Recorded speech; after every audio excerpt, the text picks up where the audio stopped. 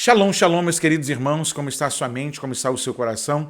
Espero que esteja tudo na mais perfeita paz. Eu sou o pastor Paulo Nascimento e esse é mais um vídeo resposta aqui do canal Falando de Bíblia.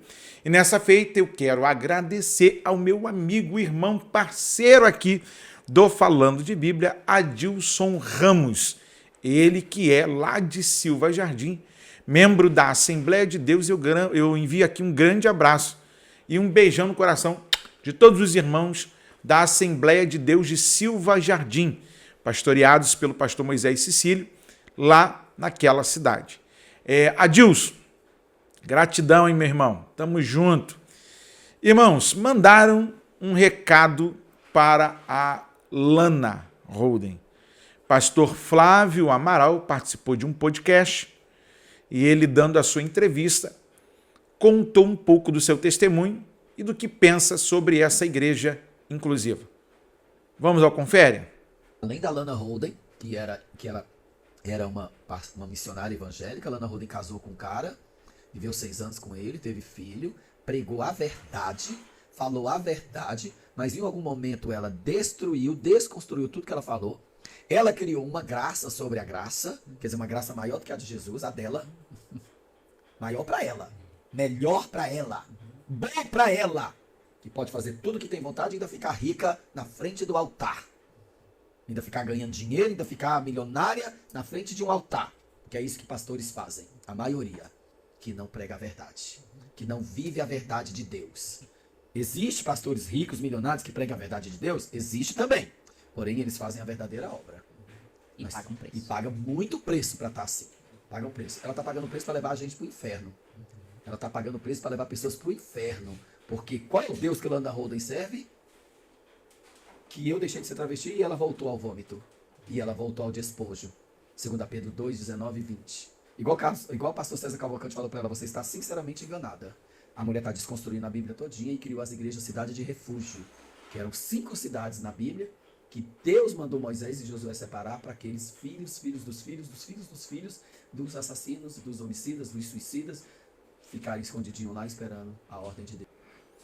Você ouviu aí, né? Pastor Flávio Amaral colocou a boca no trombone, descarregou.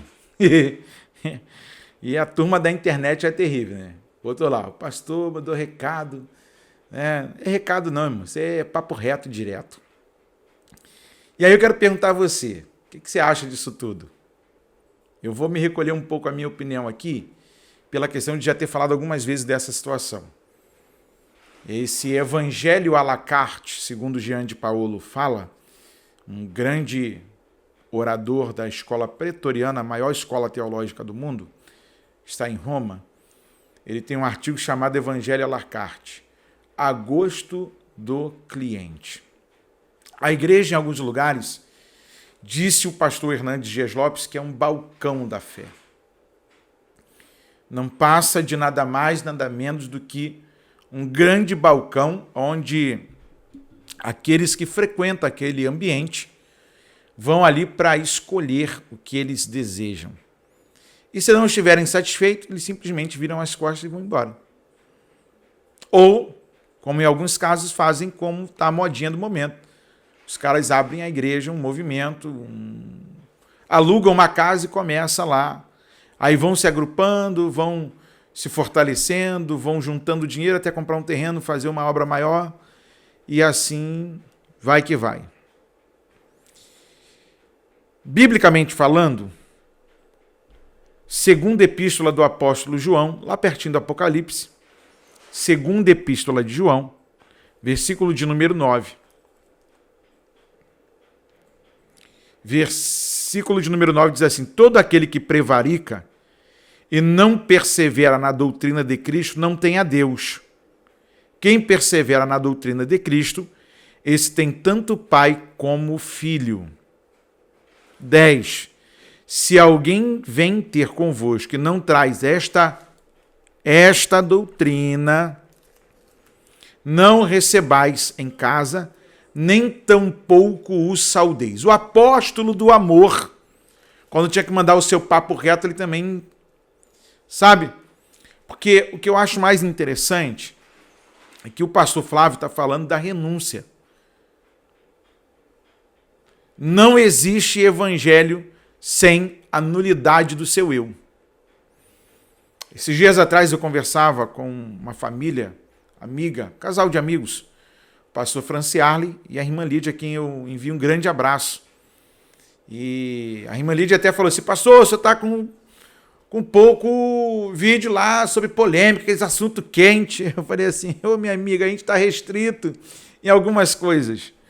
Mas, na verdade, a gente precisa entender que, quando eu faço parte do povo do Senhor, as minhas vontades morrem para que habite em mim a vontade do céu, do Senhor.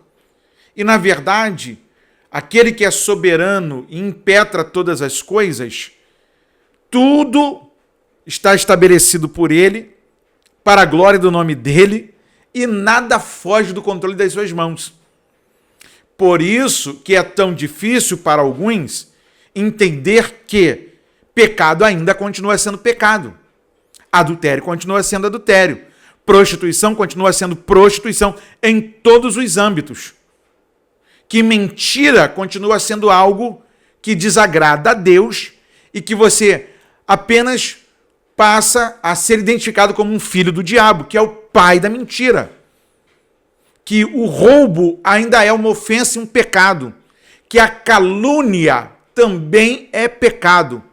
E que tantas outras coisas mais continuam sendo pecado. Assim como a pessoa que olha para a Bíblia, prega uma vez, depois se perde, desconstrói a sua união familiar. Ele ataca uma outra família, destrói uma outra relação e faz da amante a mulher oficial. Monta uma bagunça na cabeça daqueles que estão à sua volta. E depois ainda vão montar a igreja. Chame do que quiser, menos de Igreja de Cristo. Porque pela palavra, vocês não estão enquadrados.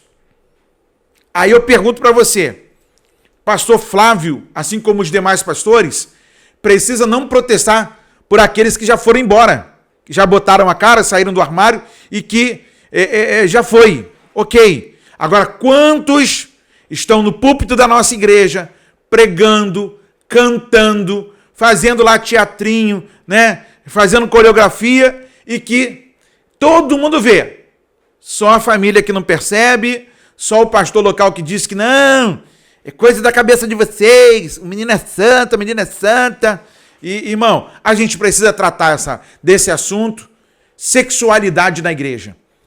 Porque tem muita gente que não parece o que é. E daqui a pouco, quando se revelava, muita gente fala assim: eu estou surpreso. Não, não é surpreso não. Você que não teve seu olho aberto e não foi vigilante. Então, meu amigo Adilson, muito obrigado pelo carinho de sempre.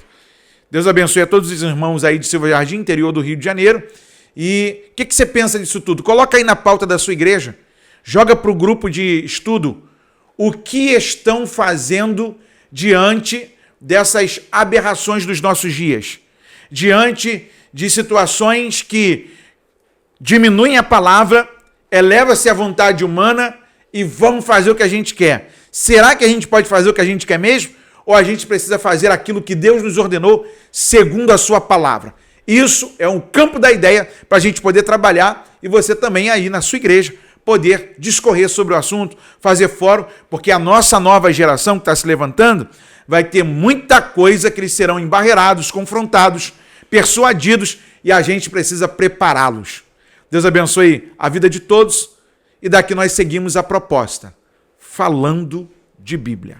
Você que quer ser um parceiro ou continuar sendo um parceiro para deixar esse programa no ar por mais dias, por mais tempo, doando uma oferta, tem o QR Code na tela, tem o doarparafb@gmail.com. Você escolhe a forma aí, deixa Deus te usar.